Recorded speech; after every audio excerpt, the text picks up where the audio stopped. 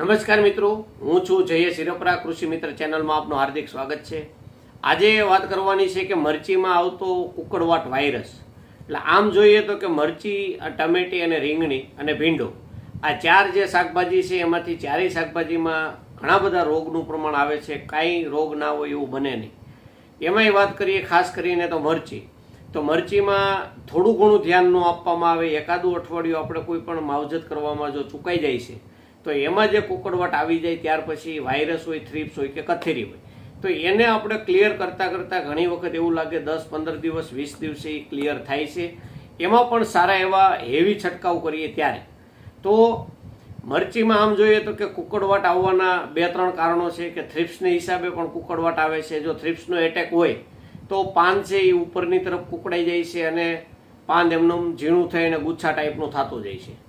અને કથેરી જે કહીએ આપણે, તો કથેરી જે છે એ લાલ કથેરી અને પીળી કથેરી, આ બેમાંથી કોઈ પણ કથેરી હોય છે. પાનની નીચેની બાજુ હોય છે અને પાન છે એ ઊંધા વાટકાની જેમ, એટલે નીચેની બાજુ એનો કુકડ થાય છે. ઘણી વખત વધુ ઉપદ્રવ હોય તો પાન અનિયમિત આકારના લાંબા પાન થઈ જાય છે કે જે દેહધાર્મિક વિકૃતિ આવી હોય એ ટાઈપનું.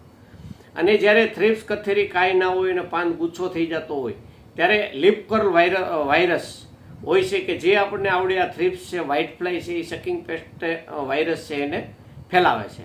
હવે આના નિયંત્રણ માટે આપણે ઘણી બધી ઊંચી દવાઓ વાપરતા હોય, પણ આની અંદર IPM એટલે કે ઇન્ટિગ્રેટેડ પેસ્ટ મેનેજમેન્ટ દ્વારા જો આપણે માવજત કરીએ તો આપણે બધા પ્રકારના પગલાં લઈએ તો જ આપણને એમાં રિઝલ્ટ મળે છે. હવે IPM ઇન્ટિગ્રેટેડ પેસ્ટ મેનેજમેન્ટની વાત કરીએ તો કે ડ્રીપની અંદર પણ અમુક જંતુનાશક જો આપવામાં આવે તો કે છોડ ઝેરી થાય તો કે એની હિસાબથી ઉપર કુકડ ના રહે. બીજું કે નાઇટ્રોજનનું પ્રમાણ બહુ વધારવાનું, નાઇટ્રોજનનું પ્રમાણ વધશે અને શર્કરાનું પ્રમાણ વધશે તો પણ આ સકિંગ પેસ્ટ વધારે આવે છે. તો એવી પરિસ્થિતિમાં આપણે પોટાશનું પ્રમાણ આપીએ તો નાઇટ્રોજનનું પ્રમાણ ઘટી જાય છે, તો કે જેની હિસાબે પાન થોડુંક કડક રહેશે એટલે સકિંગ પેસ્ટ ઓછી આવે. બીજું બાયોલોજીકલ કંટ્રોલની વાત કરીએ તો કે બિવેરિયા બેઝિયાના છે અથવા વર્ટિસિલિયમ લેકાની છે અથવા લેકાનિસિલિયમ લેકાની છે, આવી કોઈ પણ જૈવિક જંતુનાશકનો જો આપણે ઉપયોગ કરવામાં આવે તો એમાં આપણને પરિણામ સારું મળે છે. ત્યાર પછી જોઈએ તો કે નીમ ઓઇલ, હર્બલ પ્રોડક્ટમાં આપણે જોઈએ તો કે ઘણા બધા અર્ક આવતા હોય છે. જેમાં આપણે ઓર્ગેનિક ખેતીમાં વાત કરીએ તો કે પંચપર્ણી અર્ક, સપ્તપર્ણી અર્ક હોય એવી વસ્તુ જો ન બનાવી શકતા હોય, પણ નીમ ઓઇલ જે 1500 ppm આવે છે એનો પણ આપણે ઉપયોગ વારંવાર કરવામાં આવે તો પણ આપણને એમાં રાહત થાય છે. ત્યાર પછી ઇથિયોન છે, ઇથિયોન સાઇપર છે, પ્રોફેનો છે. ત્યાર પછી ઓછા મોલિક્યુલમાં આપણે જોઈએ તો કે સિન્વા છે, ગ્રેસિયા છે, સિમોડિસ છે, એક્સપોનન્સ છે, આવા બધા મોલિક્યુલ આપણે થ્રીપ્સ અને કથેરીમાં વાપરતા હોય છે.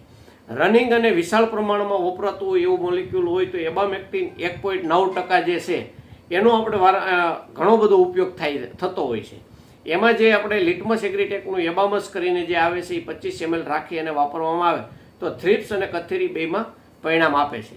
હવે વાત આવી વાયરસની. તો વાયરસ જે છે એ જીવાત વગરનું, પહેલી વસ્તુ તો જીવાતને કંટ્રોલ રાખવી જરૂરી છે. વાયરસને હરખું કરવા માટે વાયરસની આમ કોઈ દવા નથી, પણ એને કોઈ એક ફૂગનાશક અને એક એન્ટીબાયોટિક, આ બેનું જે કોમ્બિનેશન કરી અને આપવામાં આવે તો એમાં પરિણામ આપણને થોડું ઘણું આપણને રોગ પ્રતિકારક શક્તિ વધે છે, એટલે થોડુંક પરિણામ મળે છે. કે જેમાં આપણે જોઈએ તો કે એન્ટીબાયોટિકમાં સ્ટેપ્રોસાઇક્લિન આવે છે, વેલિડામાઇસિન આવે છે, કાસુગામાઇસિન આવે છે. આ બધી જે એન્ટીબાયોટિક છે એની સાથે કોઈ પણ એક ફૂગનાશકમાં જે મેન્કોજેબ પ્લસ કાર્બેન્ડિઝિમ છે, મેન્કોજેબ પ્લસ મેટાલેક્ઝિલ છે, એઝોક્સ્ટોબિન પ્લસ ક્લોરોથેનોલિન છે, આવી કોઈ એક કોન્ટેક અને એક સિસ્ટેમિક ફૂગનાશક હોય એવી એક કોમ્બિનેશનનો ઉપયોગ કરવામાં આવે તો આપણને વાયરસમાં કુકડ સામે આપણને ફાયદો મળે છે.